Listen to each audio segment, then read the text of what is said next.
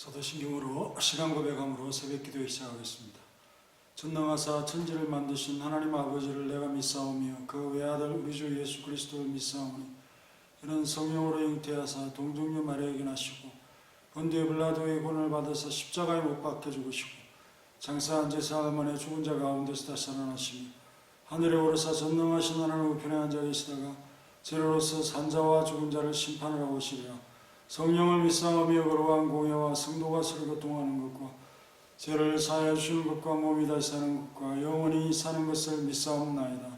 아멘. 주의 얼굴을 배우기 위하여 또 이 전으로 왔습니다. 우리의 기도를 받으시고 하나님의 은혜 속에 살아감을 늘 기억하게 하시며 주의 사랑이 둘러 덮어서 우리를 보존하며 지켜주심을 항상 기억하며 감사하게 하옵소서. 힘을 얻게 역사해 주시고 이끌어 주옵소서. 예수님의 이름으로 기도하옵나이다. 아멘. 313장 하겠습니다. 임금 예수 내 주여 이제 이리 주님 앞에 한없는 은혜 받고서 내 생명 모두 드리오니 그 풍성하신 은총을 주 내게 내려두소서. 임금 예수 내 주여 내 허물은 덮으시고 십자가에 흘리신 그 피를 민 마음 보사 내 중한 죄를 사하여 참 평안한 맘 주소서. 유다서 1장 1절만 보겠습니다. 예수 그리스도의 종이요 야고보의 형제인 유다는 부르심을 받은 자 곧 하나님 아버지 안에서 사랑을 얻고 예수 그리스도를 위하여 지키심을 받은 자들에게 편지하노라 라고 했습니다. 유다는 누구입니까? 첫째, 예수 그리스도의 종이요 야고보의 형제라고 했습니다. 야고보는 교회에 널리 알려진 자이죠. 유다는 그보다 덜 알려진 그의 형제입니다. 그리고 사도 중에 한 사람 혹은 예수님의 아우 중 한 사람일 수도 있습니다. 예수님의 형제 중에는 야고보, 요셉, 시몬, 유다라 하는 동생들이 있었습니다. 여동생들도 있었고요. 그래서 유다의 의식 속에는 의도적으로 예수 그리스도의 종으로서 자리매김을 늘 항상 하려고 하고 있습니다. 이것이 진정 신앙인의 태도고 신앙이라고 볼 수 있죠. 예수 그리스도의 종으로서 복음 외에는 나타내기를 즐기지 아니하는 사람이라는 고백인 것입니다. 그것은 그의 형제 야고보도 마찬가지죠. 야고보서 1장 1절에 보면 하나님과 주 예수 그리스도의 종 야고보는 이라고 첫 인사말에서 자기를 그렇게 소개하고 있습니다. 그래서 유다가 누구인지는 확실하지 않을 수도 있지만은 야고보의 형제이든 사도 중 한 사람이든 예수님의 동생이든 자기를 나타낼 만한 그런 근거가 분명히 있는 사람 아니겠습니까? 하지만 언제나 절제된 삶을 살려고 하고요. 자기가 꼭 일을 해야만 할 때 외에는 자기를 드러내지 않는 모습을 볼 수 있습니다. 어떤 유명세든 그것 때문에 자신을 드러낼 수 있지만 언제나 스스로 나는 예수님의 종일 뿐입니다 하고 살아가는 이러한 모습으로서 우리 성도들이 자신을 갖춰야겠습니다. 이것이 사명자로서 성도로서 첫 행보라고 볼 수 있습니다. 종이라고 할 때 그것은 묶인 자유죠. 자기 뜻대로 행동하지 않겠다는 그런 말이고요. 예수님의 복음 안에서만 살기를 원하고 또 주님께 의존적인 존재로서 살아가기를 원한 것입니다. 그리고 자기를 드러내지 아니하고 오직 주님의 영광만을 나타내고자 하는 낮아짐의 또 겸손의 삶을 보여주고 있습니다. 우리는 이런 모습에서 다 잘한다고 말하지만은 예수님께서 너에게 가장 중요한 것을 내려놓으라 그럴 때는 오히려 나의 참 자긍심이나 자존심이 살아서 그것을 순종하지 못할 때가 많지요. 아브라함을 향해서 내 독자를 내려놓아라 라고 했을 때 하나님 다른 것은 내려놓아도 그것만큼은 내려놓을 수 없습니다. 그렇다면 아브라함의 순종이 이루어질 수 없었습니다. 바울이 복음의 종으로 섬겨라.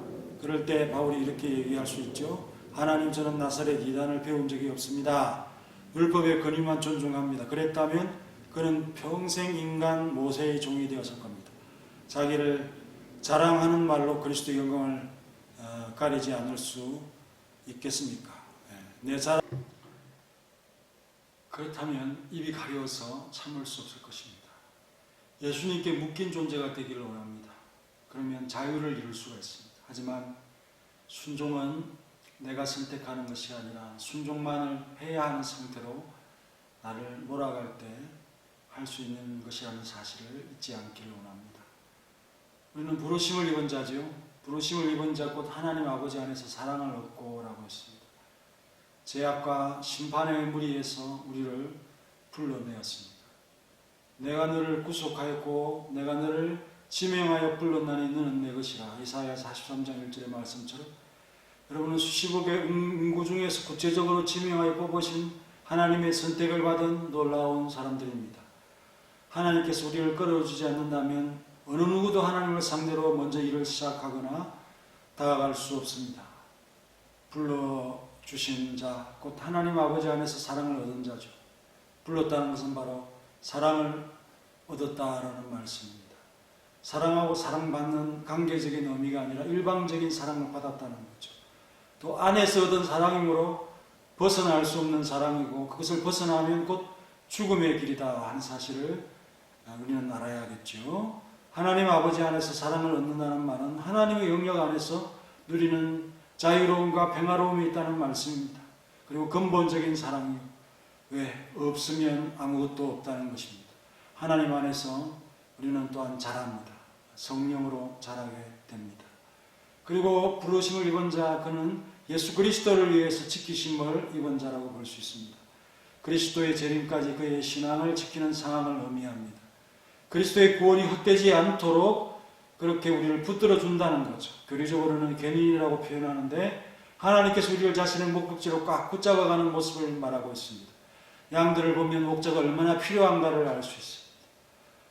자기 보호 능력이 없는 짐승이 바로 양입니다. 목자가 내버려 두면 생명을 스스로 지킬 수 없는 자입니다. 양이 고기나 털과 젖을 제공해서 인간에게 이로운 짐승이지만 짐승의 세계에서 양은 참 미련하고 약합니다. 목자가 한눈을 팔지 않고 양의 상태를 관찰해야 양의 생명을 보존할 수 있는 것입니다. 성도를 양이라고 묘사를 했을 때 참 적절히 비유했다. 그만큼 우리가 이리 때나 위험에 약한 존재가 아니겠는가. 우리의 신앙을 지켜주시는 하나님의 활동이 있습니다. 우리는 육적인 방어는 잘하지만 영적인 방어에는 생각도 못하고 있습니다. 그것 때문에 우리가 치명적으로 상해를 입고 영혼이 죽는다는 사실, 그것을 우리가 참 깨닫지 못하면서 거기에는 방어할 생각을 하지 못합니다. 우리는 정작 중요한 것을 모르는 바보라고 볼 수 있습니다. 하나님께서 반드시 우리를 지켜주셔야만 하는 것이죠.